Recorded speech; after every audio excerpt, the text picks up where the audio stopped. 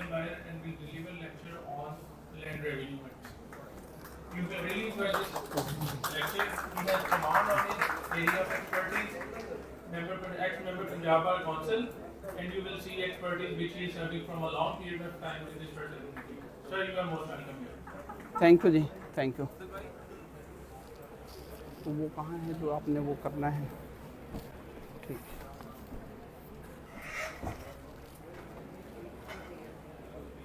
Ji ladies and gentleman, अस्सलाम वालेकुम।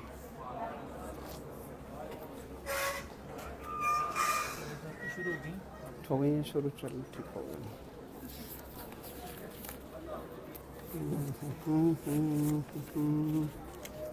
तो ये तो सारे न्यू एंट्रेंट हैं। सही सही हो गया, ठीक हो गया। ये तो हो गया ना, लग गया।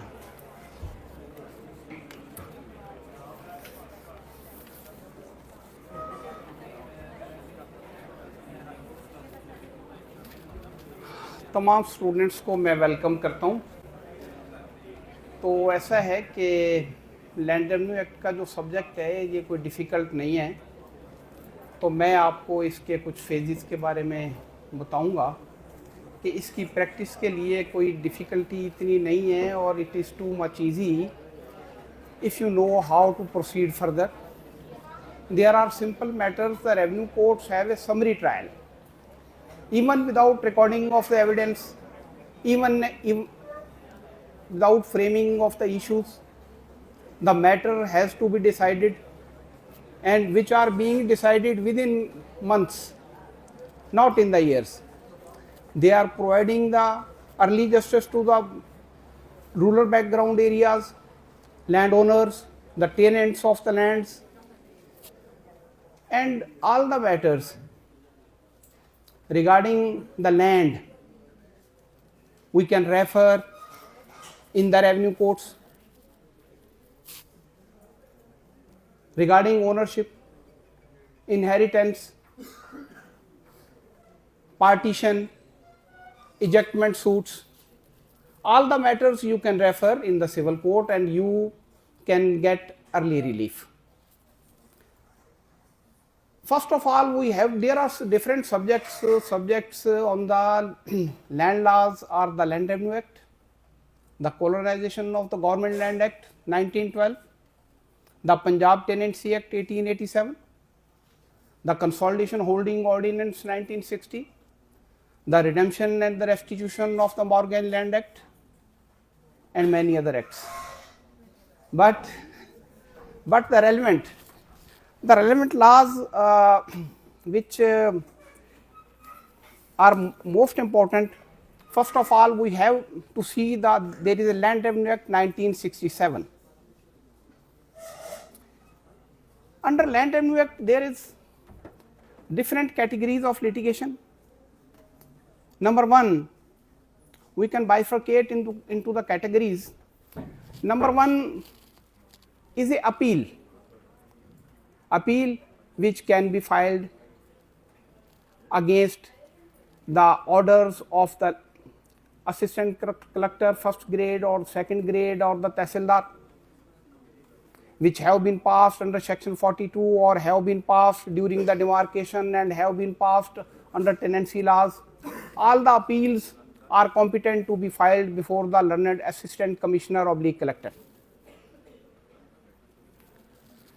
Under Land Revenue Act, you have to file an appeal under section 161 of the Land Revenue Act. The time limit for filing of this appeal is 30 days, which can be filed against the mutation which has been sanctioned under section 142 of the Land Revenue Act. First of all, we have to see what has to be written in the appeal, which grounds are required to be mentioned for filing an appeal against a mutation. The revenue officer is competent to sanction the mutation regarding the inheritance matters, the sale deeds, and oral sale mutations under section 42. Under section 42, he is under obligation to enter a Rapat Roznamcha in the Roznamcha? Under obligation means he is duty bound. He has to enter the mutation. He cannot refuse to enter the mutation on the basis of sale deed. He is the Patwari who has to enter the mutation. But this has to be sanctioned only by the revenue officer who called Tehsildar, Naib Tehsildar. The orders of the Naib Tehsildar and Tehsildar both can be challenged under section 161 of the Land Revenue Act by giving the different reasons. If there is a oral sale mutation, there is mandatory requirement in section 42 of the Land Revenue Act. It has to be sanctioned after entering the Rapat Roznamcha. It has to be sanctioned in the revenue state after recording the statement of the villagers, vendor and vendees. It has to be sanctioned after conducting the inquiry. You can raise the objection that this mutation has not been sanctioned in the revenue state, but the same has been sanctioned in the office, which often these orders have been passed by the revenue officer in their offices. Other mutation, other allegation and objection which can be raised, that is the mutation has been sanctioned without conducting any inquiry, without recording the statements of the witnesses. And the other thing, the land which has been sold correctly has not been mentioned, the share has not been correctly mentioned, the mutation has been sanctioned without by transferring the specific share without partition. These are the grounds which can be mentioned in the mutation section 42. And other ground which your client disclosed to you, but right of appeal has been given by the Constitution. It has to be admitted very first day. You have to prefer before the court, which mark it to the reader or the almad who wrote some note. What is a note? वो लिखेगा report कैफियत सरिश्ता. कैफियत सरिश्ता, ये appeal आज दायर की गई है, इसके ऊपर कोर्ट फीस मुकम्मल है, फला फला चीज़ पर लगा हुआ है, वकालतनामा 7 लफ है, इम्प्यून्ड ऑर्डर की कॉपी मुसद्दका लगी हुई है, अपील अंदर म्याद है या नहीं है. ये 4-5 चीज़ें उसके ऊपर उसने लिखनी है. उसके बाद दोबारा रेवेन्यू ऑफिसर की वो जो अपील है वो एसी कलेक्टर साहब के पास पेश हो जाएगी. Then you have to argue the matter. It will be admitted, obviously it has to be admitted. Then the simple notices are required to be issued, but there is an independent process without without submitting any notice, registry lifafa, registered AD, there is not requirement. You have to file a talbana of ₹2 or ₹10 by annexing the summons, which will be referred to the revenue officer concerned through Tehsildar and through Patwari. They will summon all the peoples. This is a very effective process. If compliance is not made and parties are not appearing, then you can file, then you can submit the registered AD etc. But not more than 2 or 3 pages. All the respondents shall appear before the court, and you have to argue the matter, and it will be decided. The thing which I want to say, there is a summary process. You will be succeed to justify your fee within 2 or 3 months, inshallah, if you will approach the court.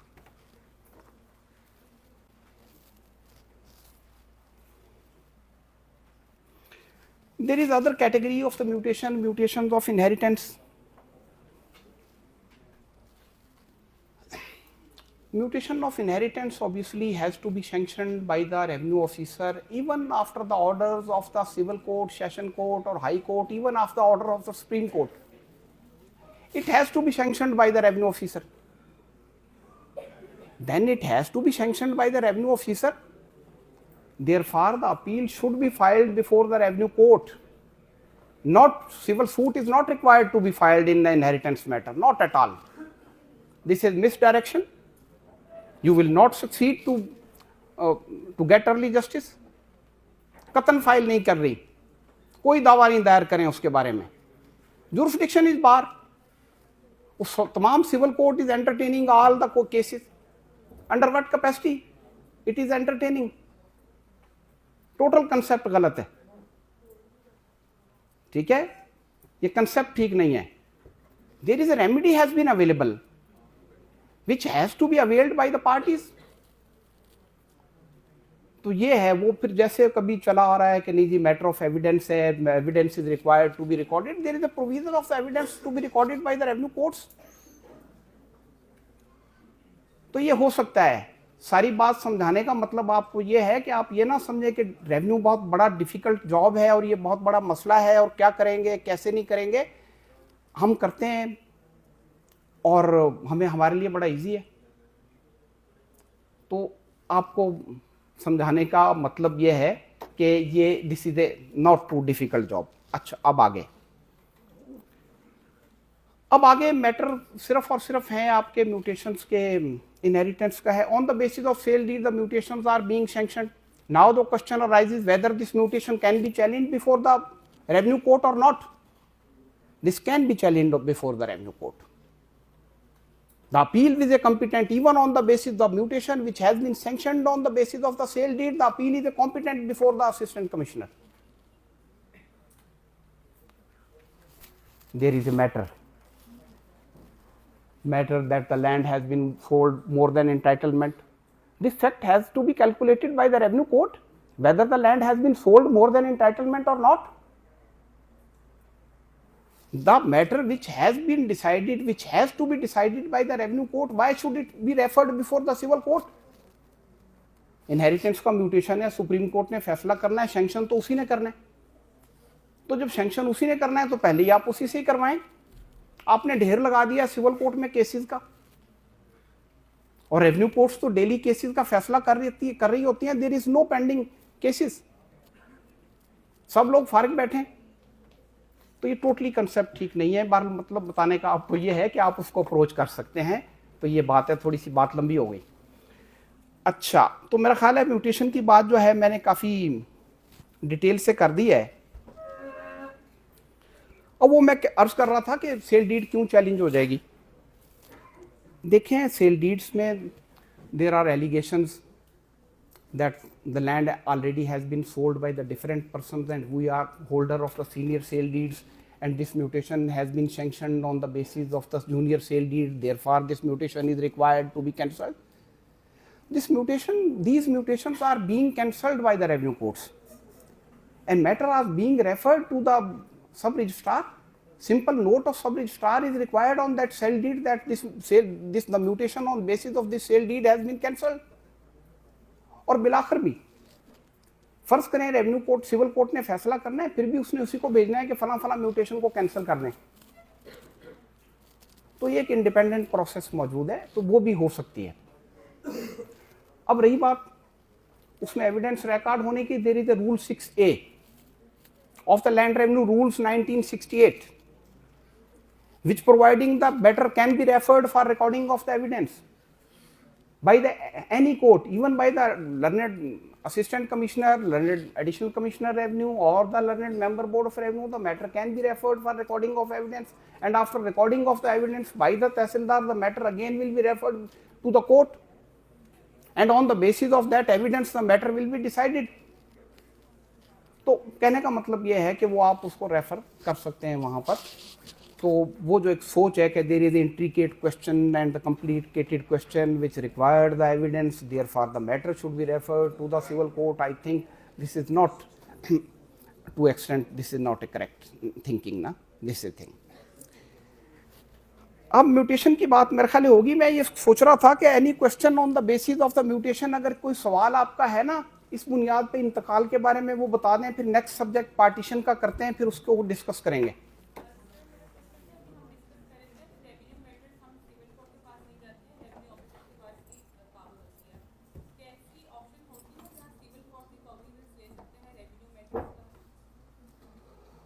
अब ये तो ना in excess of jurisdiction ही take up करते हैं। There is section 172 of the land revenue act, मैं पढ़ूंगा उसको, अभी मैं पढ़ता हूँ, उस पर आते हैं दोबारा।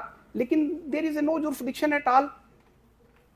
देखिए जो स्पेसिफिकली बाहर है, एक तो जुरिसडिक्शन दी हुई है और दूसरा फिर रेमेडी भी दी हुई है under section 161, 163 and 164 of the land revenue act. आपको अपील की, रिव्यू की और निगरानी की तीनों जो है रेमेडीज दे दी हैं। जब कानून ने आपको दे दी हैं तो फिर क्यों, अगर फर्ज करें वो तहसीलदार ने ऑर्डर ठीक नहीं किया तो एसी साहब के पास चले गए, उसने ऑर्डर ठीक नहीं किया तो आप एडिशनल कमिश्नर रेवेन्यू के चले गए, अगर उसने ठीक नहीं किया तो आप चले गए मेंबर बोर्ड ऑफ रेवेन्यू के। तो ये थोड़ा सा नहीं है, मैं एग्री नहीं करता। वैसे तो matters are being entertained, the matters are being entertained by the civil court on 2 grounds. One, the impugned order has been passed with the malified intention, 2 grounds हैं, and second, the impugned order has been passed without having the jurisdiction. If you have to file a civil suit, then 2 grounds has to be mentioned by you in the suit which required to be proved. तो फिर वो entertain हो जाता है बगर्ज़ इंसाफ, फिर वो suit entertain हो जाता है कि उसको इख्तियार नहीं था और अदालत की बदनीयती थी, तो फिर एंटरटेन हो जाता है। Any other question?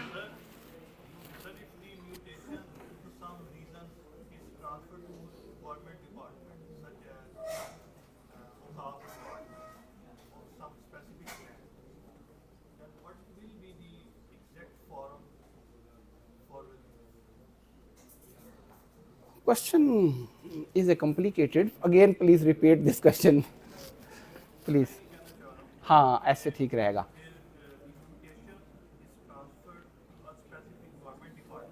Land is transferred to the government department. What will be the exact forum for remedy for the? अब देखें जो स्टेट के नाम लैंड ट्रांसफ़र होती है ना, ये है लैंड एक्विजिशन एक्ट के तहत होगी, ठीक है, 1894 के तहत उसने होना है ट्रांसफ़र। तो उसमें ना कोई रेमेडी ऑफ अपील और सूट की मौजूद नहीं है, तो इसलिए जब वो रेमेडी मौजूद नहीं है तो कॉन्स्टिट्यूशनल रेमेडी रिट की है उसमें ना, वो होती है, वो चलती है। लेकिन उससे पहले भी है, उससे पहले आपने ऑब्जेक्शन भी फाइल करने हैं, 5A के ऑब्जेक्शन भी फाइल करने हैं, तो वो एक है रेमेडी, उस वक्त तक आप उस पर रेमेडी करेंगे। लेकिन before acquisition, before issuance of the notification under section 6, ये है बात। Thank you. अच्छा, तो फिर मेरा ख्याल ये है कि क्वेश्चन तो इतने नहीं आ रहे, तो फिर पार्टीशन के मैटर को देखते हैं। हाँ, वेलकम जी।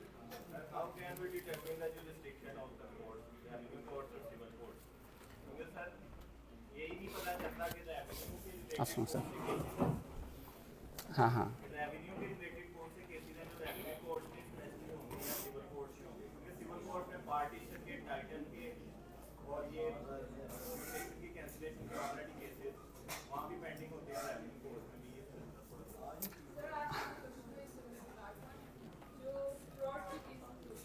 जी हाँ,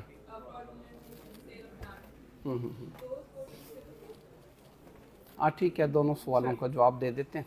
कि मैं जनाब की इजाज़त, एक सेकंड प्लीज़, एक सेकंड, आपकी इजाज़त के साथ सर, मैं रिक्वेस्ट करूंगा कि हमारी खुशकिस्मती है कि legend on the revenue side हमारे साथ यहाँ पे मौजूद हैं सर, मगर मेरी एक रिक्वेस्ट होगी कि मुकम्मल तौर के ऊपर हमारे दोस्तों को तो ये भी नहीं पता कि म्यूटेशन क्या चीज़ है, कौन सा डॉक्यूमेंट है और कहाँ पे होता है और कौन से मामलात वगैरह बीच में रेवेन्यू में जाएंगे। ये ACDC बोर्ड ऑफ रेवेन्यू है क्या भला, इनका दफ्तर वगैरह है कहाँ पे, किस तरीके से, अगर थोड़ा सा पीछे जाके अगर ये इंडिकेट कर दिया जाए कि लैंड रेवेन्यू के नीचे कौन से मुकदमे आते हैं, शहरी वगैरह शहर के मामलात उधर आएंगे कि नहीं, तो मेरे ख्याल में शायद दोस्तों को बेहतर गाइडेंस वगैरह बिल्कुल सही, बिकॉज ये पार्टीशन वगैरह ही मेरे ख्याल में मुझे लग रहा था मुकम्मल तौर पे घूमे हुए हैं दोस्त ज़्यादातर, अनलेस जिन्होंने इस साइट पे काम किया हो। भाई आपके सवाल आ जाएंगे, पहले थोड़ी सी बेसिक देखिए ना, मलिक साहब ने वो सारे सवाल इकट्ठे माशाल्लाह कर दिए हैं। बात तो ये है एक ना कि बेसिकली चीज़ें जो हैं उनके बारे में थोड़ा सा इल्म होना चाहिए कि कौन क्या है ना। देखिए ना, सबसे पहले तो एक कैटेगरी है, बेसिक कैटेगरी, जिसे आप कह सकते हैं कि जो लोअर कोर्ट की कैटेगरीज हैं जो आप कह सकते हैं कि सिविल जज 3rd क्लास में, 2nd क्लास में और 1st क्लास में आते हैं। तो देखें सर, वो सारे हैं नायब तहसीलदार और तहसीलदार, ठीक है।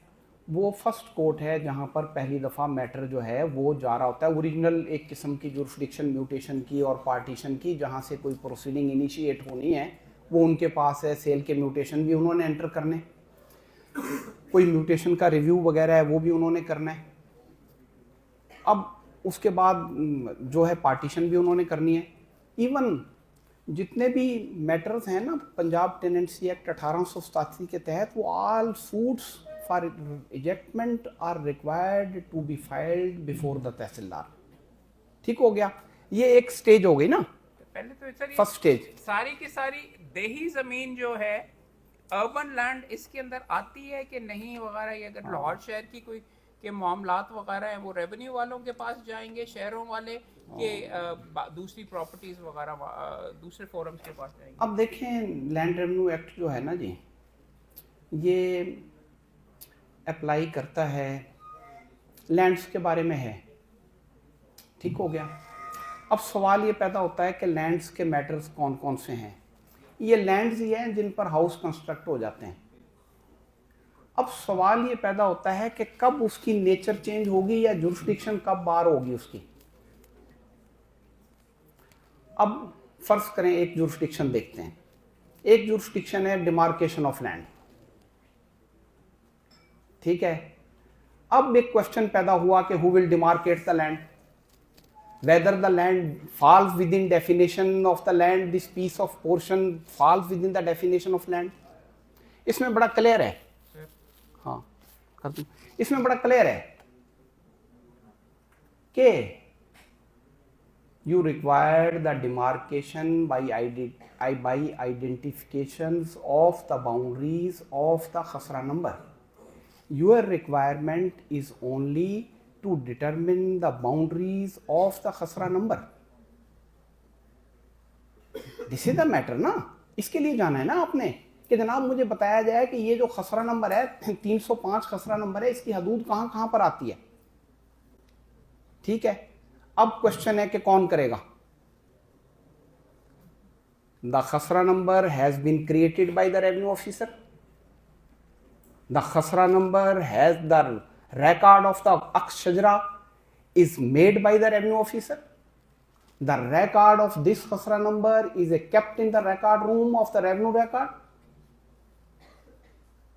and the measurement mentioned of this khasra number, that is a field book which has been prepared by the revenue officer, meaning thereby the authority which has created the khasra number, he has the only jurisdiction, not at all no civil court, no authority, no LDA, no any development authority has the jurisdiction। This has been mentioned in the section 172 of the Land Revenue Act। There is a misconception totally, even the land falls within the definition of land or not, this is a no dispute at all। इस पर judgement बहुत हैं, जो मैं कह रहा हूँ इसके खिलाफ भी जजमेंट मौजूद हैं, लेकिन मेरा एक अपना कंसेप्ट है। मुझे पता है कि 2 + 2 4 होते हैं, ठीक है, आपको भी पता है, तो किसी और ने इसकी मेजरमेंट नहीं करनी, ठीक है। तो मतलब ये हुआ कि डिमार्केशन की जुरिस्डिक्शन सिर्फ और सिर्फ रेवेन्यू कोर्ट्स की है। अब एक और बात, इस बात को थोड़ा सा आगे करते हैं। अब there is a demarcation is required of a house situated in the Johor town। Now the question arises that who demarcate this house? This house has to be demarcated, the boundaries of the plot are mentioned in the LDA record, the boundaries of the house are mentioned in the LDA record।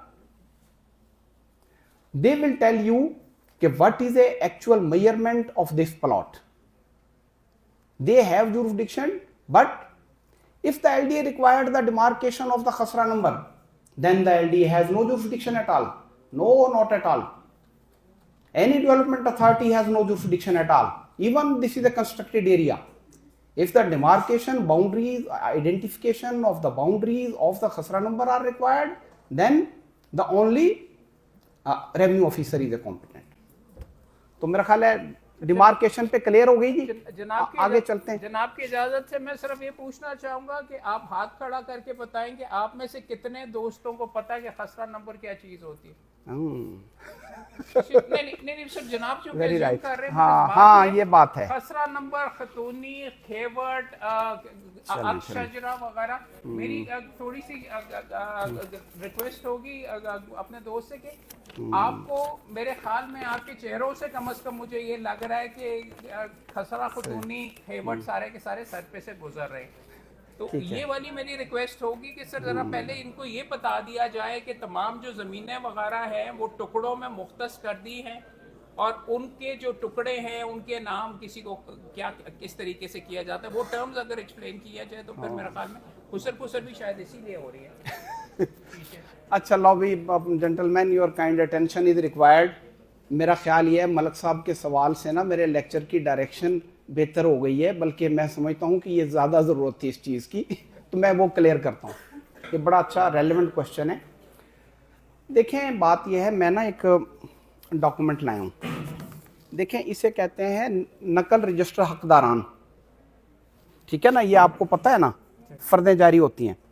अब देखें इसमें ना पहला column है, पहले column पर लिखा हुआ है खेवट नंबर, ठीक है, पहले कॉलम पर लिखा हुआ है खेवट नंबर। अब सवाल पैदा होता है कि what is a khewat number? The khewat number is a owner और ओनर्स नंबर, मालिक नंबर या मालकान नंबर, ठीक है। कितने मालिक हैं, यानी ग्रुप ऑफ ओनर्स और ओनर्स। सिंगल ओनर भी हो सकता है इस खेवट में, और एक बाप की औलाद भी हो सकती है, ठीक है, लेकिन नंबर उसको अलाट हुआ है, एक ही नंबर अलाट हुआ है, वो कोई नंबर हो सकता है। और एक जो रजिस्टर हकदारान ज़मीन है गांव में, उसमें तकरीबन 100, 200, 300, कोई आबादी में आ जाए तो ज़्यादा होते हैं, वरना जितने एक लैंड ओनर्स की फैमिलीज होती हैं ना गांव में, तकरीबन उतने ही खेवट होते हैं। बाद में बढ़ जाते हैं, अगर कोई पार्टीशन करवा ले तो खेवट बढ़ जाता है। बाज़ औक़ात एक बाप है, उसकी औलाद ने पार्टीशन करवा ली अलग अलग, तो वो एक खेवट के अगली जमाबंदी हम कहते हैं रजिस्टर हकदारान ज़मीन को। अगले रजिस्टर हकदारान ज़मीन में जो 4 साल बाद बनेगा, हो सकता है कि बाप की खेवट अलग हो और बेटों की खेवट अलग हो, वो पार्टीशन में होगी, या उन्होंने मुश्तरका तौर पर लैंड सोल कर दी, जब सेल हो गई तो वो खेवट एक और नई क्रिएट हो जाएगी। तो खेवट्स बढ़ती हैं, हर 4 साल बाद खेवट बढ़ती हैं। तो मेरा ख्याल है खेवट नंबर तो क्लियर हो गया आपको। हाँ प्लीज़, खसरा से अगर शुरू करें तो वो मैं आता हूँ वहीं पे, वो ना वो अपने कॉलम की तरतीब ही है, प्लीज़।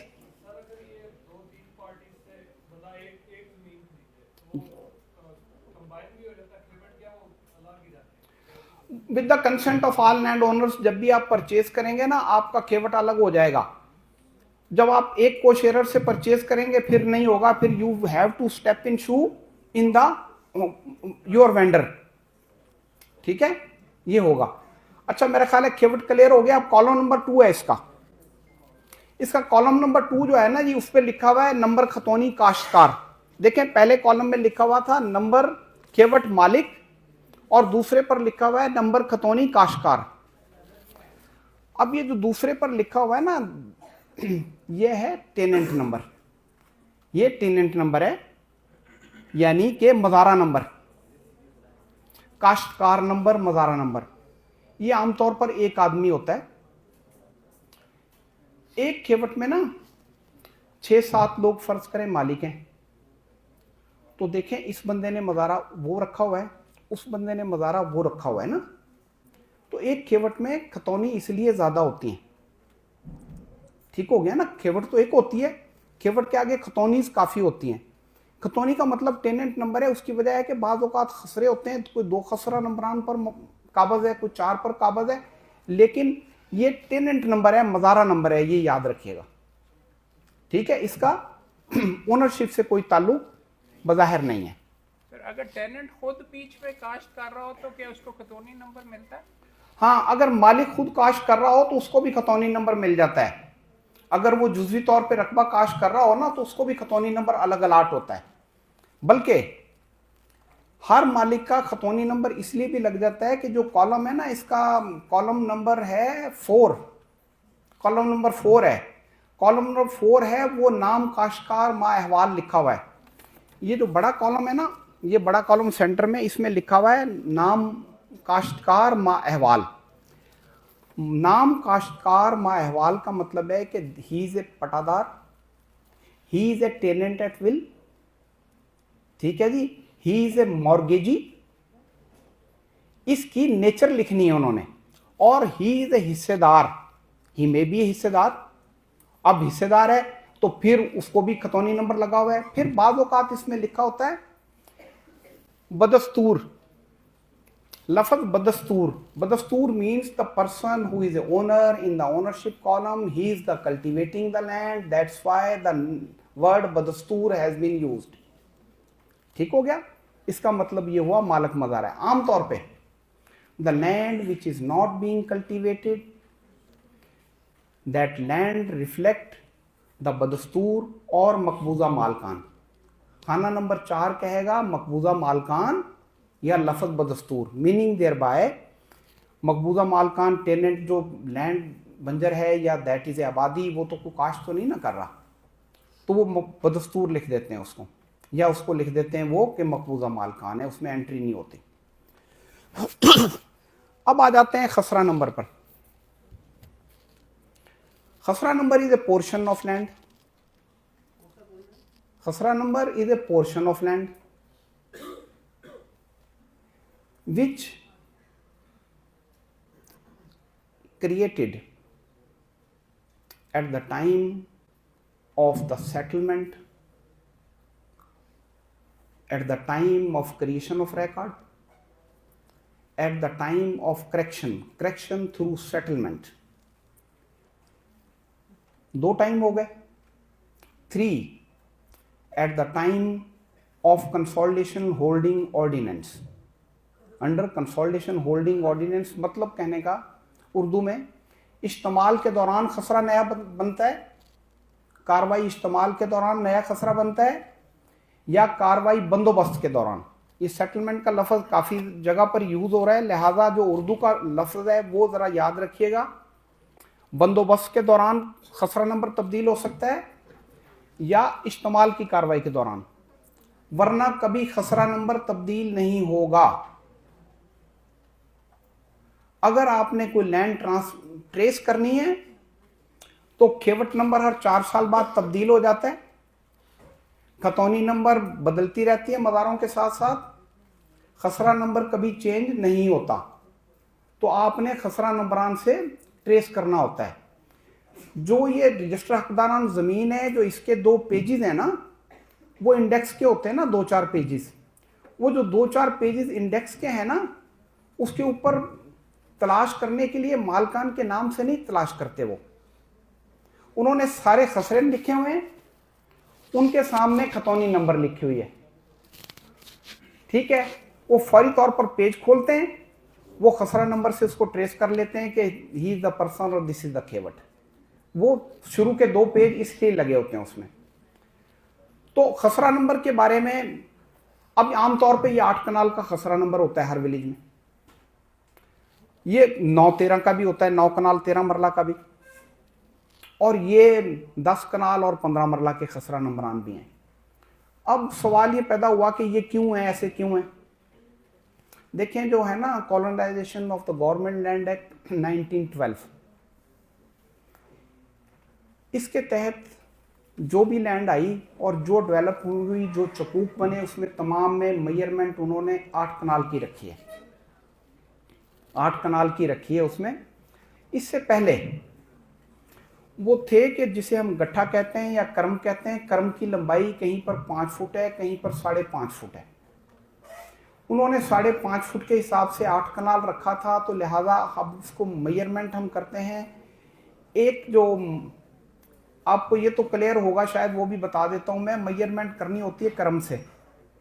कर्म होती है 5 फुट की, एक मरले में 25 स्क्वायर फुट होते हैं, ठीक है। एक सरसाई में 25 स्क्वायर फुट होते हैं, एक सरसाई में 25 स्क्वायर फुट होते हैं। हाँ, सरसाई जो है 25 स्क्वायर फुट की है, 5 × 5 25 हो गया। मेजरमेंट हाँ ठीक है, लेंथ वो एक मीटर है ना, एरिया बन गया ना, मतलब ये वो आप कह सकते हैं कि जिस तरह मेजरमेंट की जाती है उसके बारे में मैं आपको, ताकि एकड़ तक ले चलूँ मैं आपको। अब 9 सरसाई का एक मरला हो गया, मरला में 225 स्क्वायर फुट हो गए। 20 मरले का एक कनाल हो गया और 8 कनाल का 1 एकड़ हो गया। ठीक है जी। अब बात आ गई दोबारा के अगर खसरा नंबरान तब्दील हो गए ड्यूरिंग सेटलमेंट, लाहौर में रिसेंटली सेटलमेंट प्रोसीडिंग हुई हैं, बंदोबस्त की प्रोसीडिंग हुई हैं मुख्तलिफ विलेजेस में, वहाँ पर भी आपने ट्रेस करना है तो वहाँ पर न्यू और ओल्ड खसरा नंबर लिखे हुए हैं। जो मिसल हकीयत है ना, मिसल हकीयत को कहते हैं परमानेंट रिकॉर्ड ऑफ राइट्स, उसमें ओल्ड और न्यू लिखे होते हैं, तो वहाँ से ओनरशिप तलाश उसकी हो जाती है। तो मेरा ख्याल है खसरा नंबर पे काफ़ी चीज़ें क्लियर हो गई। आपकी इजाज़त से मैं एक चीज़ ज़रा अगर पॉइंट आउट थोड़ा सा और भी चंद दोस्तों के लिए क्लियर कर दूं। ये हम इस कमरे में बैठे हुए हैं, गवर्नमेंट ने या मैं बार काउंसिल हूँ, मैंने रिकॉर्ड करना है कि कितने लड़के आए थे, कौन कहाँ पे बैठा हुआ था, कौन कौन से एरिया में बैठा हुआ था। Now what I do is, ये एक साइड के ऊपर ये एक चक हो गया एरिया, उसके अंदर इतने बीच में खसरा नंबर हैं, एज इन ये 1 है, पोर्शन 2 है, ये आगे आके 3 हो गया, 4 हो गया, 5 हो गया। समझाने की आपको, आप अगर अभी भी लॉस्ट हैं तो समझाने की कोशिश ये कर रहे हैं कि लैंड को फिजिकल मेजरमेंट के मुताबिक हम डिवाइड अप कर लेते हैं। अब कुर्सी पे कौन बैठा हुआ है, कौन काश्त कर रहा है या कंट्रोल कर रहा है, वो खतूनी के खाते के अंदर आ गया। सो अंडरस्टैंड दिस कि आपको ये खसरा नंबर और ये पोर्शंस, नाम लैंग्वेज तो आपको इस तरह लग रही है, मगर ये उर्दू में रिकॉर्ड में मौजूद है। मैं अपने रजिस्टर में एक नक्शा, एक तरीके से अक्षजरा जिसे कहते हैं, वो अगर मैंने नक्शा भी बनाया है या डीमार्केशन है, इधर ये लड़का बैठा हुआ है, इस ग्रुप के अंदर इतने बंदे बैठे हुए हैं, आपका बाउंड्री डिस्प्यूट हो जाता है कि ये इलाका मेरा है, हम दोनों ने ये किया हुआ है, उसको कैसे करना है, ये गुफ्तगू आपको लग रही है कि फॉरेन लैंग्वेज में गुफ्तगू हो रही है, मगर अगर आप प्रॉब्लम जिसको सॉल्व करने के लिए गवर्नमेंट ने किया वो समझना शुरू कर दें तो आपको समझनी आज शुरू हो जाएगी कि हो क्या रहा है यहाँ पे। ये जो टुकड़े हैं, खसरा जिसकी बात कर रहे हैं, ये फिजिकल एरिया है कि इतने एरिया के ऊपर ये होगा, इतनी कुर्सियों का ये एरिया, और बेसिकली नंबर वगैरह उसको दे दिए गए। अब हम सुबह फॉर एग्जांपल कंसोलिडेशन करते हैं कि नहीं जी यहाँ पे हमने ये स्क्रीन खोलनी है, तो ये कुर्सियां इधर शिफ्ट कर दें, तो उसके ऊपर उस कंसोलिडेशन के अंदर, यानी आप रिकॉर्ड को दोबारा से सीधा अगर आप कर रहे हैं तो आप शुरू से भी नंबर डाल सकते हैं जिसके अंदर खसरे नंबर तब्दील हो रहे हैं। So understand this problem. अगर आपको ये समझ नहीं आ रही तो इसको भी आपको किताबों वगैरह में होगा, ये टेक्निकल थोड़ी सी चीज़ है, मगर इसको समझे बगैर प्रॉपर्टी लॉ और ट्रांजैक्शंस आप समझ ही नहीं सकते, मुकदमा आप आर्ग्यू कर ही नहीं सकते। ये चीज़ें आपके लिए सीखनी लाजमी है, इसलिए आंखें कान खोल के और गप्पे ना लगाएं वहाँ पे, बिकॉज ये चीज़ें अगर आपको समझ नहीं आई तो आप मुकम्मल तौर के ऊपर ना मुकदमा जीत सकते हैं, ना आपको समझ तक नहीं आनी और आपने मुकम्मल तौर पे गुम हो जाना है। तो ये ज़रूरी है, ज़रा देखिए। सॉरी। हाँ देखें, बड़ी प्यारी बात मलिक साहब ने की। मैं फिर दोबारा ना इसी डॉक्यूमेंट पे आ जाता हूँ। देखें, बात यह है कि आपको ना ये डॉक्यूमेंट पढ़ना आना चाहिए। बहुत ना डिस्प्यूट, जितने प्रॉपर्टी के डिस्प्यूट हैं ना, इवन सिविल कोर्ट में, हाई कोर्ट में, सुप्रीम कोर्ट में, बाज़ औक़ात डॉक्यूमेंट पढ़ना नहीं आ रहा होता। जब पढ़ना नहीं आ रहा होता तो फिर हम उसे कैसे देखेंगे और कैसे डिसाइड करेंगे और कैसे उसको आर्गू करेंगे ना। तो ये चीज़ें ना इंतहाई ज़रूरी हैं समझनी। और इसको, यानी ये दिस डॉक्यूमेंट, हर प्रॉपर्टी के सिविल केस में तो डॉक्यूमेंट है रेवेन्यू का कहीं ना कहीं। तो फिर जब रेवेन्यू का डॉक्यूमेंट उसमें इन्वॉल्व है तो फिर कैसे आगे काम चलेगा ना, ये बात है। तो देखिए, बात ये है, मैंने ये कॉलम नंबर 1 और 2 बता दिया। तीसरा कॉलम जो है ना वो ओनरशिप का कॉलम है। ओनरशिप के कॉलम में ना हिस्सेदारों के नाम लिखे हुए हैं और उनके आगे फिर उसके नेक्स्ट कॉलम जो है ना 3 के बाद 3 जो है ना वो आर है, 3 रे है वो गालबन। तो उसमें जो है ना अलिफ बे जीम दाल है, 3 दाल लिखा हुआ है। अब जो 3 दाल वाला कॉलम है ना, उसमें शेयर लिखे हुए हैं। अब देखें जो शेयर्स लिखे हुए हैं ना, जो शेयर्स लिखे हुए हैं उसमें वो शेयर्स आपको वो देखने हैं। जो शेयर्स हैं ना, वो आपने कहाँ से आने, कैसे आप कैलकुलेट करेंगे और कैसे आपको पता चलेगा कि किस आदमी की मलकियत कितनी है, ये एक इशू है ना। तो देखिए ये जो शेयर लिखे हुए हैं ना, बाज़ औक़ात तो इसमें केवट का रकबा है, फ़र्ज़ करें आप इससे कह सकते हैं कि 100 कनाल है, चलें इसको सिंपल फिगर में कर लेते हैं। अगर 100 कनाल रकबा उसका है ना, तो उसमें बाज़ औक़ात उन्होंने हर एक आदमी का शेयर, जिसका 15 कनाल है उसका 15/100 लिख दिया, जिसका 20 कनाल है उसका 20/100 लिख दिया। तो ये राउंड फिगर में आ गया और आप उसको उससे मल्टीप्लाई करेंगे, कैलकुलेट करेंगे तो पता चल जाएगा। बाज़ औक़ात इसको मरलों में लिख देते हैं। जब मरलों में लिखते हैं, 10 कनाल के मरले लिखे तो वो 200 मरले बन गए। तो जितना भी ज़राअत में जो है ना जी एग्रीकल्चरल लैंड का, वो आमतौर पे मरलों में होता है। शहर के जो अर्बन है, ख़ास तौर पर अर्बन एरिया, उसमें फुटों में अब आया है, वरना फुटों में नहीं होता था। जब से कंप्यूटराइज हुआ है उस वक्त फुटों में आ गया है। अब अगर फ़र्ज़ करें वहाँ पर आप देख रहे हैं कि ये 10 कनाल का एरिया है, 10 कनाल के वैसे तो 200 मरले बनते हैं। अगर आपने देखा कि जो ऊपर लिखा हुआ है 20/200 लिखा हुआ है, 15/200 लिखा हुआ है, तो आप समझ जाएंगे कि ये मरलों का शेयर बनाया हुआ है। और अगर आप देख रहे हैं उसी 10 कनाल का उन्होंने लिखा हुआ है 2250, तो इसका मतलब है कि आपने उसमें फुटों का लिखा हुआ है, ठीक है। या उसने 4500 लिखा हुआ है तो 4500 स्क्वायर फुट है, कनालों का लिखा हुआ है। अगर इससे भी ज़्यादा लिखा हुआ है तो आप जो टोटल एक्चुअल ओनरशिप है उसको 225 से कनालों में मल्टीप्लाई कर देंगे तो फुटों में फौरी तौर पे आ जाएगा, आपके सामने मरलों का आ जाएगा। तो वो आप शेयर इसमें से निकाल सकते हैं, कॉलम नंबर 3 में से आपको पता चल जाएगा। कोई इतना परेशान कुन नहीं है ये, ठीक है। आपको फौरन पता चल जाएगा कि वाकई इस आदमी की, फ़र्ज़ करें इन्होंने लिखी हुई है तो 1 कनाल 5 मरला लिखी हुई है, उसके सामने उसकी उन्होंने एक्चुअल शेयर लिख दिया है, तो वो उससे भी कैलकुलेट हो जाता है। अब रही बात आगे, उसके बाद उन्होंने एक्चुअल एरिया उसका लिख दिया है। एक्चुअल एरिया के बाद उसमें फिर वो ज़रूरी पासबुक वगैरह का रेफरेंस के if there is any loan in favour in against this land, उसका नंबर उन्होंने लिखा हुआ है। फिर उसके सामने नाम काश्तकार है, काश्तकार के सामने एक लिखा हुआ है, कॉलम नंबर 5 है। कॉलम नंबर 5 के ऊपर लिखा हुआ है कितात, कितात, कितात यहाँ पर 35 लिखे हुए हैं। Meaning there by the total khasra number in this khewat are 35। Khasra number 8 कनाल का भी इसमें हो सकता है, कहीं किनारों पर 2 कनाल 3 कनाल का भी हो सकता है।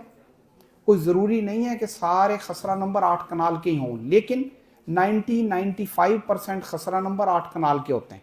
अगर किसी विलेज में 9 कनाल 13 मरला के हैं तो फिर भी 95% जो खसरा नंबर है वो इतने के ही होते हैं। सिर्फ चंद खसरा नंबर जो हैं वो कहीं से पोर्शन किसी ने बेच के अलग अलहदा किया हो, ये हो जाता है इस वजह से, या बाउंड्रीज के ऊपर खसरा नंबर छोटे आ रहे होते हैं। अदरवाइज खसरा नंबर छोटे नहीं आ रहे होते। विलेज आबादी के साथ जहाँ पर टेढ़ी मेढ़ी लाइनें हों वहाँ पर खसरा नंबर छोटे आ रहे होते हैं, अदरवाइज नहीं आ रहे होते। तो मीनिंग देयर बाय आप you can not calculate the thing कि यहाँ 35 कितात मेंशन किए हैं तो आप इसे कैलकुलेट करें कि मल्टीप्लाई बाई 8 कनाल, ऐसा नहीं है, ठीक है। ये उससे कम भी हो सकता है एरिया ना, ये बात आपको समझाने का मकसद ये है। उसके बाद लिखा हुआ है सालम केवट, जो कॉलम नंबर 6 है उसमें लिखा हुआ है सालम खाता। अब सालम खाता जो है ये कह रहा है कि total area of this khewat, total area of this khewat ये बता रहा है ये। तो इससे आपको पता चल जाएगा कि टोटल एरिया ऑफ केवट दिस है, ये अकेले मालिक नहीं है जिनका 1-1, 2-2 कनाल सामने लिखा हुआ है। आप उसको अंडरस्टैंड करेंगे, आप समझेंगे कि ही इज अ को शेयरर। अगर फर्ज करें यहाँ टोटल खाता के सामने फर्ज करें यहाँ पर ये 1 कनाल इसका, 1 कनाल इसका, 4 कनाल की फर्द है। अब यहाँ पर अगर है ही 4 कनाल तो आप समझ जाइए कि the person name who is mentioned in this fard, those are the only owners, no other person is owner. लेकिन आपको ये फर्द बराए रिकॉर्ड दी गई है, फर्ज करेंगे लिखा है फर्द बराए जाती रिकॉर्ड।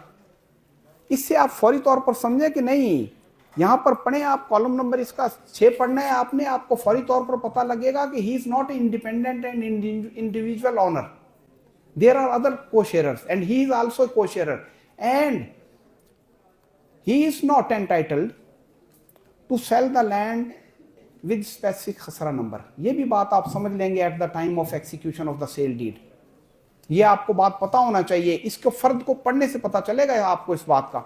एक बंदा कहता है मैंने ये फला खसरा नंबर सेल करना है, how he can sell? He is not authorised. This fard is saying he is not authorised. Each and every co-sharer if ready to sell the specific khasra number by signing the sale deed as a vendor or as a witness, then you may be authorized to purchase the specific khasra number. Otherwise you are not authorized to purchase the specific khasra number. But all these things can be perused from this document. ये बात बड़ी clear है। अब देखिए इसमें एक last column है, column number 10 है। उससे पहले भी 2 कॉलम है, उसमें लिखा है वसाइल आप पाशी लिखा हुआ है। फिर एक और बात लिखी हुई है, देखें कॉलम नंबर 7 में वसाइल आप पाशी जो लिखा हुआ है उसमें वो लिखेंगे कि whether this land is cultivated by the tubewell और बाय कैनाल और नहर, वो लिखेंगे राजबा फला, नहर फला इसमें लिखा होगा। आप इसको पढ़ेंगे आपको पता चलेगा। आप एग्रीकल्चरल लैंड परचेज कर रहे हैं, आपने एक कॉपी देखनी है, आपको पता चलेगा कि ये तो this is the land is being cultivated through tubewell और थ्रू कैनाल वाटर। बाज़ औक़ात इस पे लिखा होता है नल नहरी, ठीक है। अब नल नहरी जो है इसका मतलब है नल आमतौर पे ट्यूबवेल को कहते हैं और नहरी के साथ नहर भी है और ट्यूबवेल भी है। आमतौर पे नहरें 6 महीने की भी होती हैं और फिर 6 महीने जो है वो चलता है ट्यूबवेल चलता है। तो ये चीज़ें इसमें लिखी होती हैं, पढ़ने की बात है। नल चाही लिखा होता है, चाही मीन्स वेल। अब वो ट्यूबवेल बन गया है, अदरवाइज इट वाज वेल, ये कुआं था कभी, तो उसका नाम उन्होंने लिखा हुआ है नल चाही।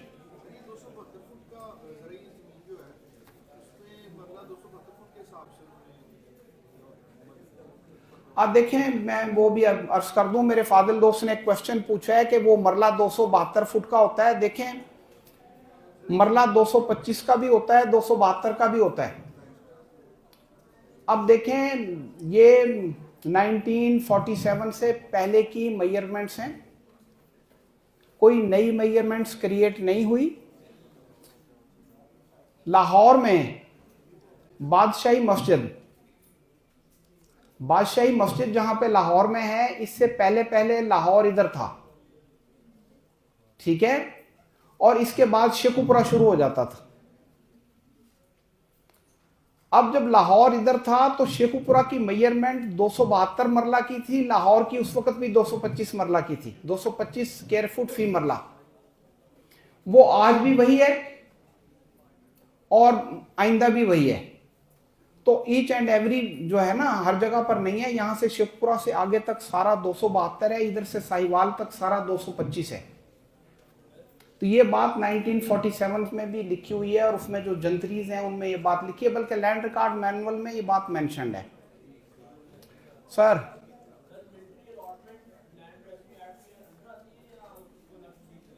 आपका कोई केस तो नहीं है ऐसा? अब देखें वो तो एक बॉर्डर बेल्ट है, बॉर्डर बेल्ट पर 5 माइल्स एरिया जो है ना वो दिया हुआ था उस वक्त डिफेंस पर्पसेस के लिए।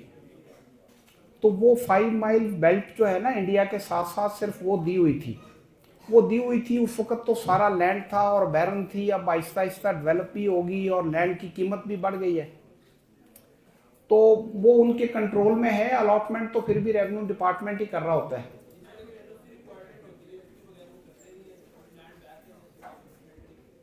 हाँ वो है, वैसे वो एक सेपरेट इशू है, वो सब्जेक्ट नहीं है आज का ना लंबी बात है। मेरे फादर से एक और बात कर रहे थे। जी भाई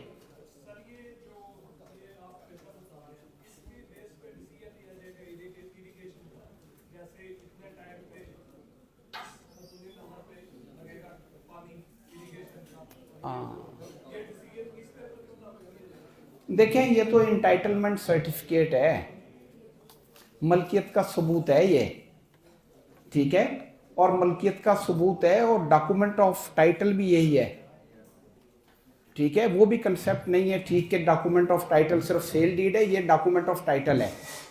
अब you have to draw the share of water as per your entitlement अगर आपका 20 कनाल है तो आपको उसके मुताबिक मिल जाएगा, जो वहां पर रेशो चल रही है 1 घंटा चल रहा है। अगर आपका मतलब 10 कनाल है तो मुमकिन है वहां आधा घंटा हो। तो वो हर एक का ना शेयर वहां पर वो इरिगेशन डिपार्टमेंट तय कर रहा होता है एज पर इंटाइटलमेंट। सर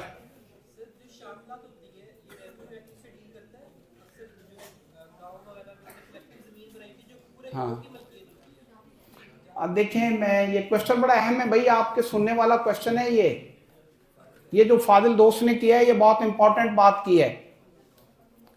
देखें, shamlat is a ownership of the private person. Shamlat is a ownership of the private person. Note कर लें, ये बातें कम ही बताएगा आपको कोई। शामलात is a ownership of private persons. The state has no concern. The landless person has no concern at all. Even he is residing in the village, he has no concern. This is the title, this is the title, this is the मलकियत। ठीक है, शामलात को ऐसा नहीं है कि ये सरकार की जगह है, जो मर्जी वहां पर जाकर काम कर ले और जो मर्जी वहां बिल्डिंग बना दे और जो मर्जी उस पर कब्जा कर ले। नॉट एट ऑल, ये कंसेप्ट ही गलत है।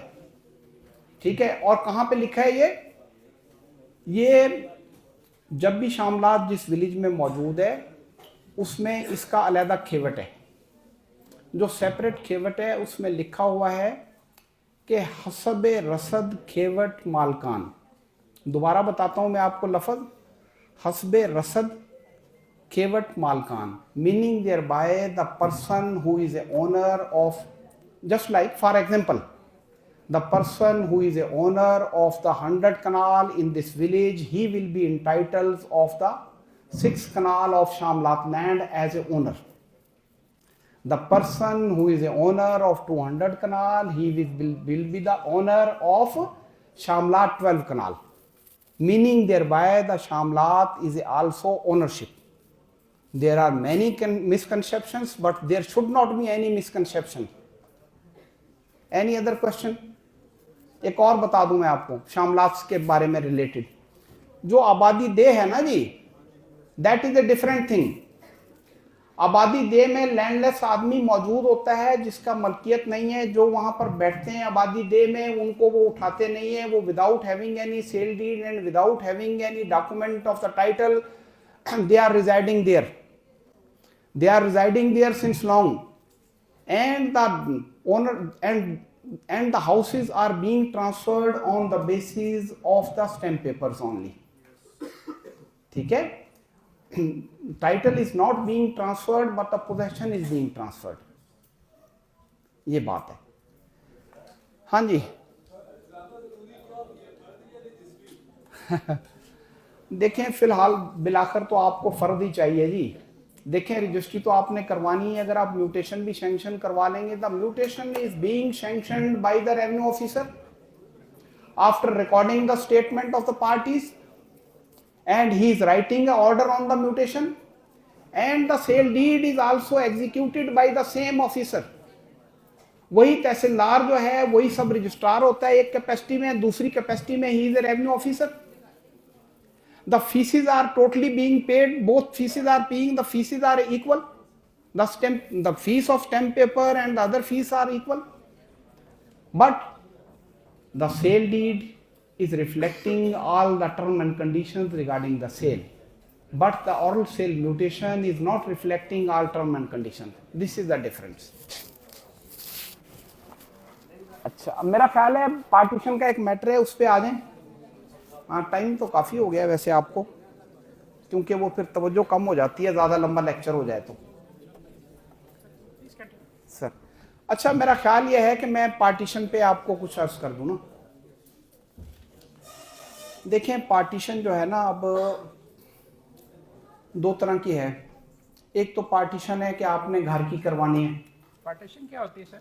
हाँ, पार्टीशन होगी तकसीम अमंग द को शेयरर्स, जो हिस्सेदारान हैं उनके दरमियान तकसीम।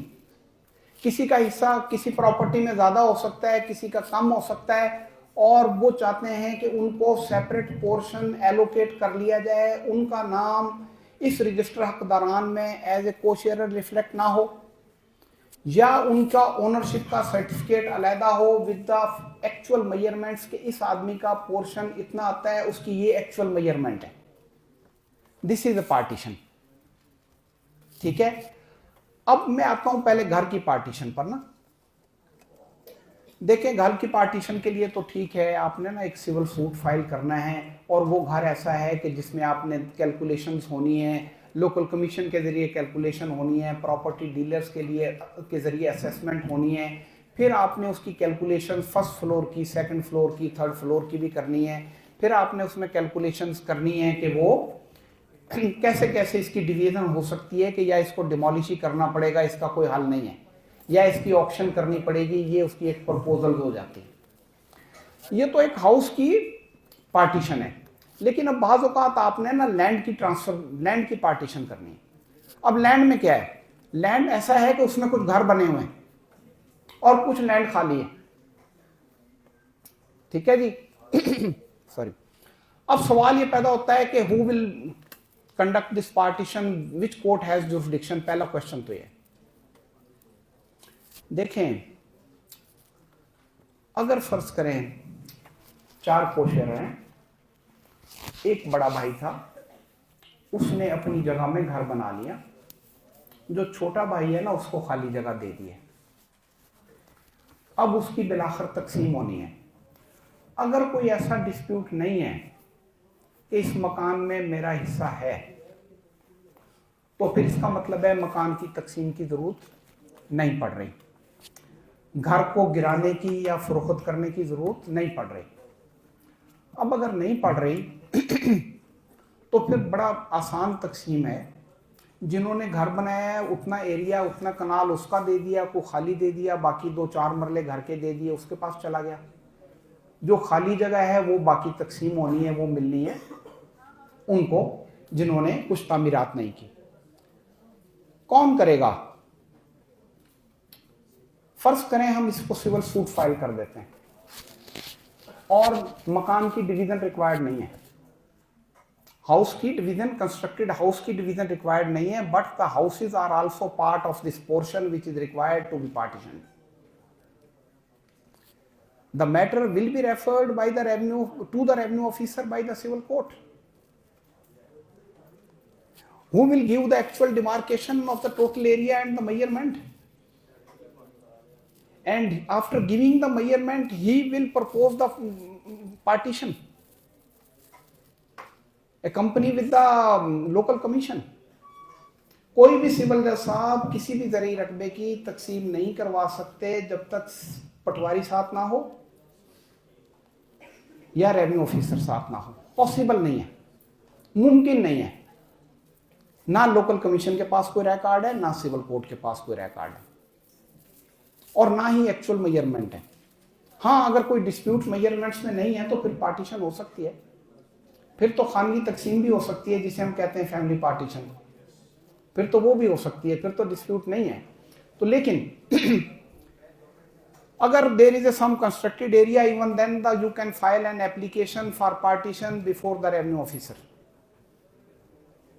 No need to file a suit for partition before the civil court. If there is a dispute to partition the house, to demolish the house, to demolish the walls of the house, then you can file a suit before the civil court for assessment of the prices and assessment of the cost and so and so.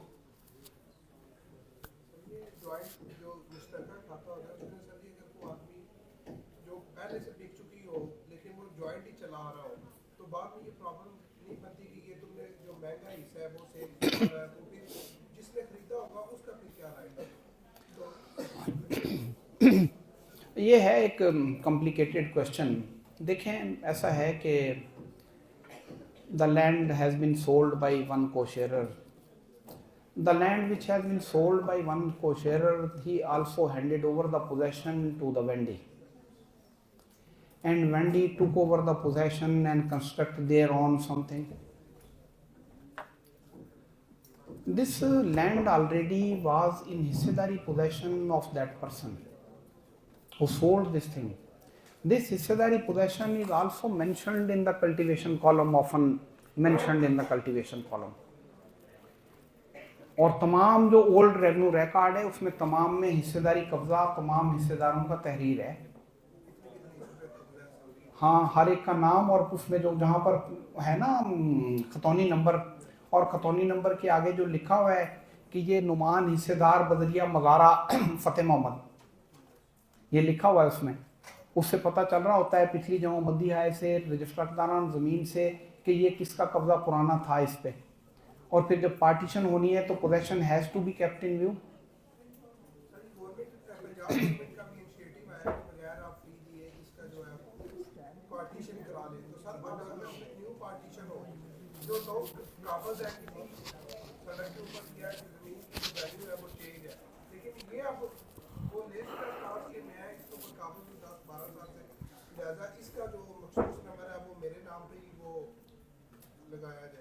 वो लेते हैं, stance बनता भी है, stance भी बनता है, उसका जेन्युइन स्टैंस है। उसकी वजह ये है कि he has paid the price of the valuable land which is situated on the road side at the time of purchasing, he has paid the higher price, he is entitled and he has a possession also. और फिर वो उस आदमी ने उसको बेचा है, they have not objected at the time, at that time, तो उसका है। लेकिन पार्टीशन के वक्त ये भी एक लॉ है कि तमाम रकबे में से देखा जाएगा कि कौन कौन सा कितनी वैल्यू है, उसकी कैटेगरी मुकर्रर की जाएगी। मैं आता हूँ वो पार्टीशन पर, मैं आपको बताता हूँ। देखें, the partition is the application for partition is required to be filed under section 135 of the land revenue act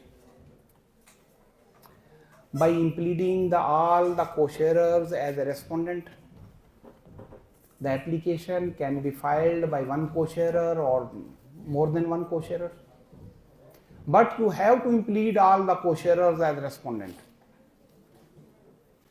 And the notices are required which have to be issued to the respondents after their presence. After their presence, the proceeding of the section 141 are required to be conducted by the revenue officer. 141 क्या कहता है, वो देखेगा उसमें कि जनाब इसमें partition में कोई रुकावट है। 136 में तो पहले वो देखेगा कि इसमें कौन कौन सी ऐसी चीज़ें हैं जिसकी पार्टीशन में नहीं कर सकता ना। कुछ कॉमन है, कुछ मस्जिद है, कुछ और मामलात हैं, मुमकिन है उसमें बनाई हुई हो, तो वो कॉमन पर्पसेस की है, बाज़ औक़ात रास्ता जात हैं, वो कहेगा ठीक है इनकी तो पार्टीशन नहीं हो सकती, उनको एक्सक्लूड भी कर देगा, लेकिन ड्यूरिंग पार्टीशन कर देगा एक्सक्लूड। ये ऐसी चीज़ें हैं जिनको एक्सक्लूड करेगा। बाज़ औक़ात जैसे ओल्ड उसमें था, वो ट्यूबवेल थे वो मुश्तरका रखे गए थे, वेल मुश्तरका, कुआँ जात मुश्तरका रखे गए थे, तमाम को रास्ता जात दिए गए थे, तमाम को वाटर चैनल का पैसेज दिया गया था, तो वो उसमें दिया गया, उसकी उस तरह पार्टीशन होती है। अब भी वो इसी तरह ही होनी है। अब उसके बाद उसने देखना है कि whether there is any matter of title is pending between the parties already in the civil court, और whether he is competent to proceed further और not. If there is a matter of title is pending, he can stop the proceedings and he can refer the parties to the civil court. If he is not referring, then he is competent to decide the matter of title. Even matter of title can be decided during the partition by the revenue officer. Now the law has been amended. In earlier law, this has been provided that he can decide the matter of title. Now again has been provided under section 141. He is competent to decide the issue of title. ठीक है, उसने issue of title decide कर देना है, उसके मुताबिक वो evidence भी मंगा सकता है और खुद भी रिकॉर्ड कर सकता है, और उसके बाद वो इशू ऑफ टाइटल डिसाइड कर देगा। एक बात चलें, if there is no issue of title, now he has to proceed further for partition. उसने क्या करना है, उसने मोड ऑफ पार्टीशन बनाना है। मोड ऑफ पार्टीशन के इंग्रेडिएंट्स हैं। मोड ऑफ पार्टीशन उसने सैंक्शन करना है after receiving the reply of the application and after taking the objections of on partition application, after hearing the both parties, he pass an order. That order is called mode of partition. This is the first step after presence of parties. Mode of partition के ingredients क्या हैं? देखिए, mode of partition में उसने लिखना है के जितने इस तादाद दरख्त हैं, trees standing on the land, who will be the owner those trees, or the price is required to be assessed, or the trees will be go to the owners according to the land portion of their entitlement. ये बात उसमें वो तहरीर करेगा। फिर वो तहरीर करेगा उसमें कि रास्ता जात फराहम किए जाएंगे, लोगों को फना फना किए जाएंगे। उसमें वो मेंशन करेगा कि उसमें मेंशन करेगा मोड ऑफ पार्टीशन में वाटर चैनल्स का मेंशन करेगा। इससे भी एक अहम बात जो उसने मेंशन करनी है, दैट इज के categories of land. There are two और three categories of the land which required to be bifurcated. Land is required to be distributed in the three categories. एक दर्जा अव्वल है, एक दर्जा नौम है, एक दर्जा सौम है। ये जो सड़क के ऊपर एरिया है ये अलग दिया जाएगा। जो गांव के साथ न्याय का एरिया उसे हम कहते हैं एडजेसेंट टू द विलेज, ये अलग तकसीम होगा। He is under obligation to pass such mode of partition. Then the order of mode of partition has been passed. This order is required to be challenged if any person is aggrieved. The 30 days time limit has been provided under section 142 of the Land Revenue Act. The appeal can be filed against this order within 30 days. जी please. Sir as we know कि land revenue जो act है ये agricultural land के ऊपर इम्प्लीकेबल होता है। अब ये डिसाइड कौन करेगा कि ये जो लैंड है ये एग्रीकल्चर है या नहीं है? ठीक है, बाज़ डिफरेंट जो है एग्रीकल्चरल लैंड के ऊपर भी जो हाउसिंग सोसाइटीज बनी हुई है, वहाँ पे पार्टीशन अगर हम देखें वो कैसे होगी? और बाज़ जो है वो एक अर्बन लैंड है, उसके दरमियान उन्होंने पैच है, उसे एग्रीकल्चर बनाया हुआ है, ठीक है, और उसके ऊपर जो कल्टीवेशन सब कुछ हो रही है, वहाँ पे पार्टीशन कैसे देखें? देखिए मैं आपको अर्ज करूँ ना, सिविल कोर्ट में बहुत सारी टेक्निकल ग्राउंड हैं जिसके ऊपर ना हम नॉन सूट कर देते हैं लोगों को। देखना तो ये है कि लोगों के साथ इंसाफ कैसे हो सकता है। अब बात यह है कि हर रेस्पोंडेंट चाह रहा होता है कि टेक्निकल ग्राउंड पे किसी आदमी को नॉन सूट कर दिया जाए। इस बात का इंसाफ से तो कोई ताल्लुक़ नहीं है। ठीक है, सीपीसी में सेक्शन 151 ही काफ़ी है समझने के लिए कि उसमें सब कुछ दिया हुआ है कि आपने even without adopting the proceedings, total proceedings, you can pass an order in the interest of justice.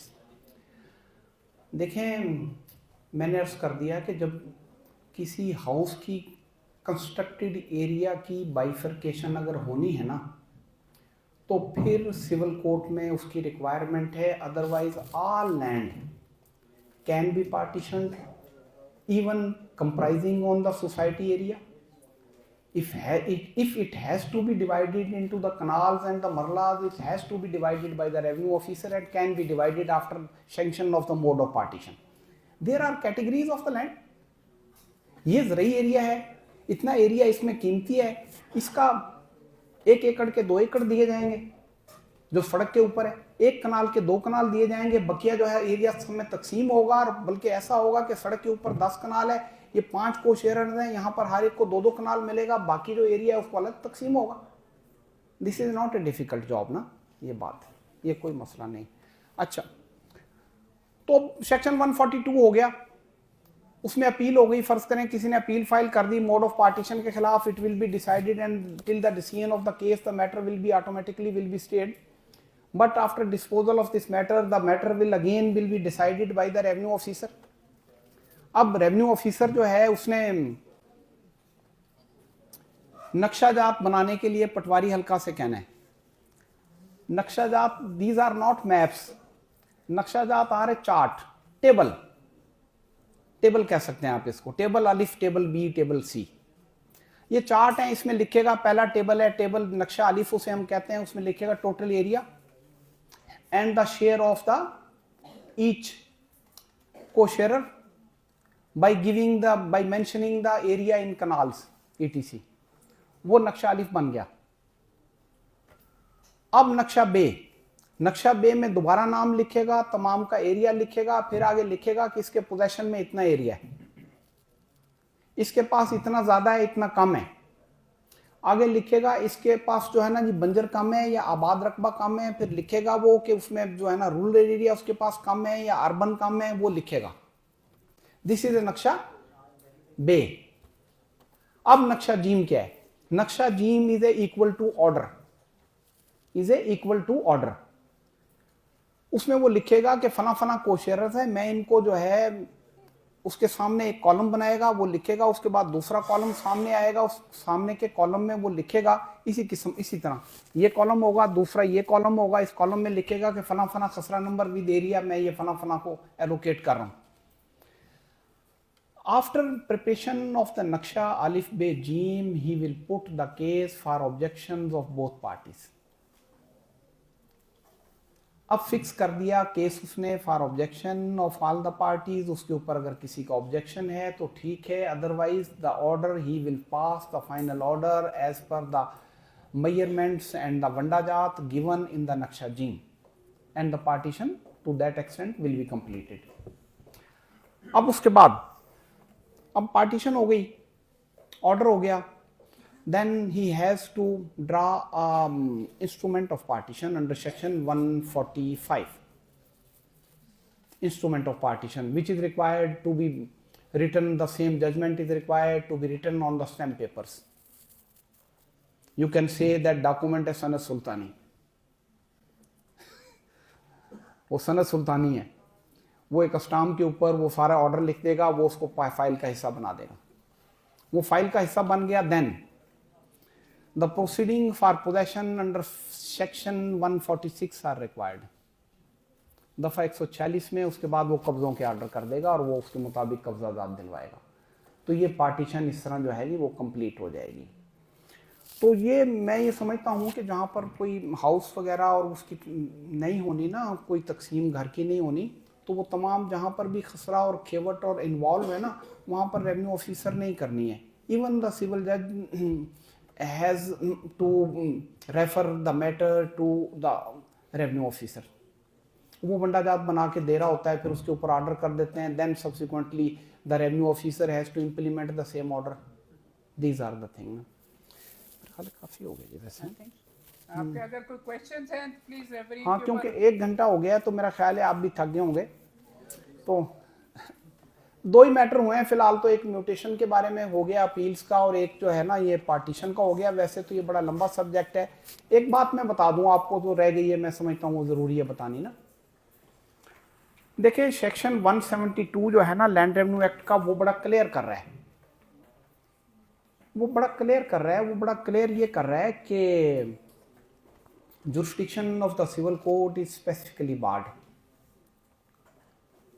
अब जब स्पेसिफिकली बार्ड है, उसमें उन्होंने म्यूटेशंस के बारे में पार कर दिया, डिमार्केशन के बारे में बार कर दिया, असेसमेंट ऑफ लैंड रेवेन्यू के बारे में बार कर दिया, क्रिएशन ऑफ खसरा numbers and the limitations and boundaries के बारे में बार कर दिया, प्रिपरेशन ऑफ रिकॉर्ड के बारे में बार कर दिया। तो meaning thereby the appeal, the remedy of appeal and the revision and the review has been provided under section 161, 163 and the 164। तो वो चलेगी, जुरिस्डिक्शन जो है उसकी की चलती है, और उसमें वो हम उसको इन्वॉल्व करते हैं रेवेन्यू कोर्ट्स, सिविल कोर्ट्स को उसमें, जो कि आमतौर पे नहीं बनती। अब एक और बात, आखिरी बात रहेगी करेक्शन ऑफ रेवेन्यू रिकॉर्ड की। देखिए हम करेक्शन ऑफ रेवेन्यू रिकॉर्ड की एप्लीकेशंस दे रहे होते हैं, तो करेक्शन ऑफ रेवेन्यू रिकॉर्ड की जुरिस्डिक्शन रेवेन्यू कोर्ट के पास है। Even the long standing entries can be corrected, the revenue record is required to be corrected. The revenue record can be corrected by the person who has made this record.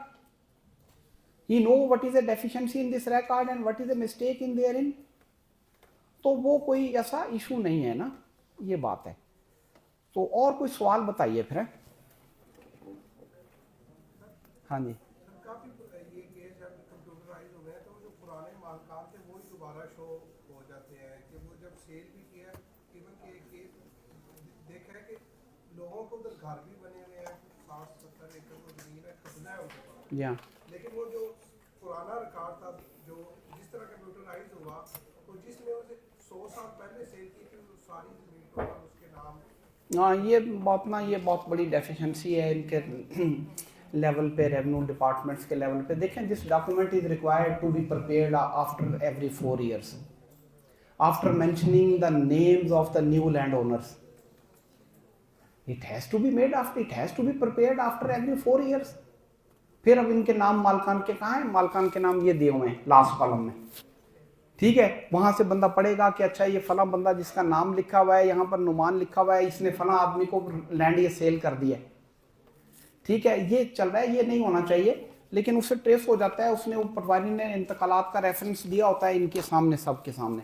तो वो जब भी आपने लेना है, आपको बाहर तो लग रहा होगा कि he is the person name whose name has been mentioned in the revenue record, he is a owner, but he is alleged owner, he is not owner, his name is only reflecting in owner, he is not actual owner. The ownership has been transferred through mutation to in favor of the different persons। तो वो पटवारी ने calculate करके उसमें से देख के इंतकालात को निकाल के करना होता है, ये है बात। अच्छा, तो एक बात मैं बताऊं आपको, देखें लिमिटेशन जो है ना रेवेन्यू कोर्ट्स में इतनी स्ट्रिक्टली एप्लीकेबल नहीं है जितनी और जगह पर है। क्यों एप्लीकेबल नहीं है? Limitation act is applicable to that extent for condonation of delay under section 167 of the land revenue act. लेकिन एक और बात देखिए, under section 164 the wording of revisional powers of the revenue courts are extraordinary. Extraordinary क्या है इसमें?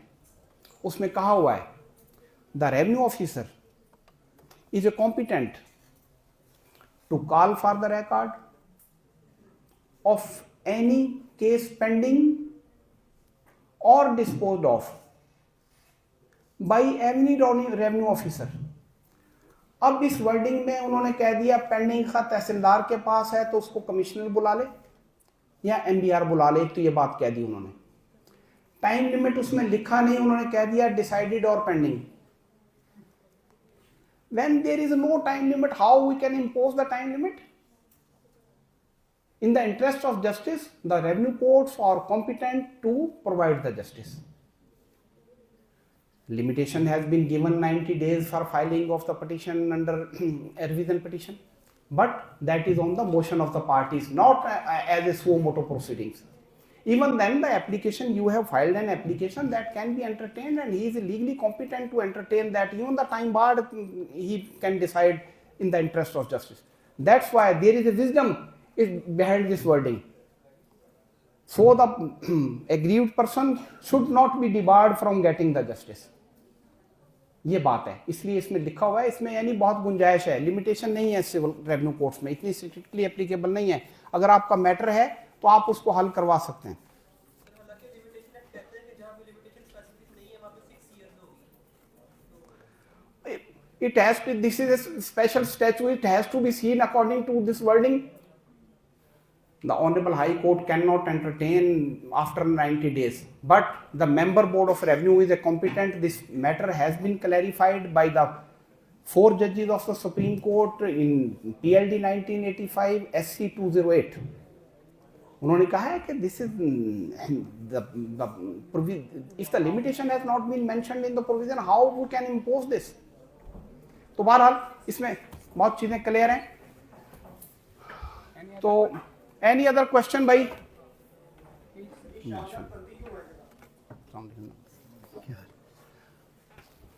दरअसल वो शामलात ऐसे है ना कि जब ये एरिया आबाद हुआ तो जितनी जितनी डेवलपमेंट किसी ने की ना उसके पीआर उनको दे दिए ना, अदरवाइज तो पहले सारे लैंड जितनी है वो बंजर होती थी कभी।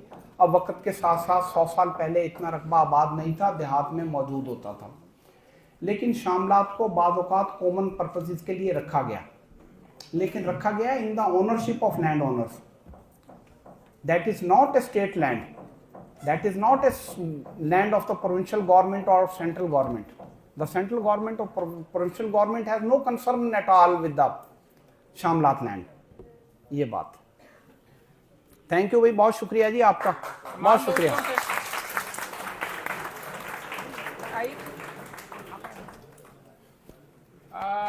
एक अदर ग्रुप फोटो हो जाए प्लीज एंगल साहब के साथ, उसके बाद देन उसको कहते हैं ये करके सामने अगर आ जाए। मैं उधर आ जाता हूँ, ठीक। सब आप ही आ जाओ। आइए सामने से दोस्त आ जाए बस। Thank you very much. चलिए सर। आए ना please। अच्छा, तो फिर ये हम इधर खड़े हो जाएं तो ये हम ऐसे हो जाएं अब सर, बल्कि ऐसे हो जाए हम सारे अगर खड़े हम हो जाएं तो अच्छी अगर बिल्कुल ऐसा अच्छी आ हो जाएगी। जाए तो चलें। हाँ इधर से यार तुम उतार लो।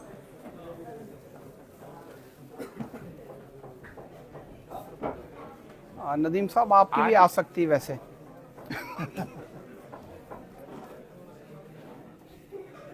आगे आ जाए, आगे आ जाए, आगे आ जाए।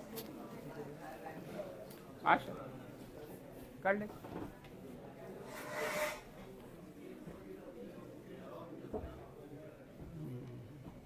माशाल्लाह।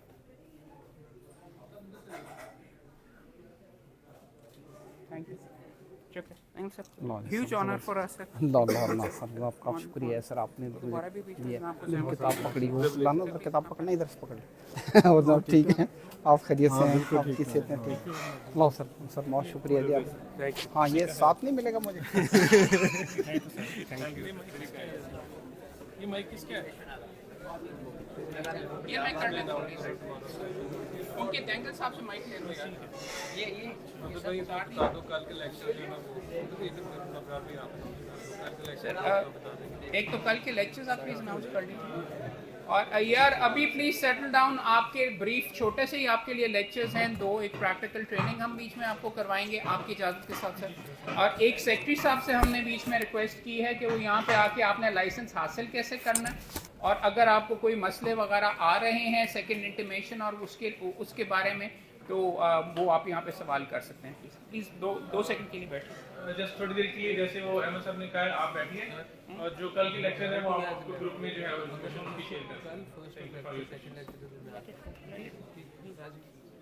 मैंने अपना मुकदमा कल का तैयार करना है, उनके साथ बैठ के मैं तैयार रखूँगा सर। कैमरा वो ऑन करवा लीजिए जो दिखाना है। एक सेकंड प्लीज सर, एक सेकंड।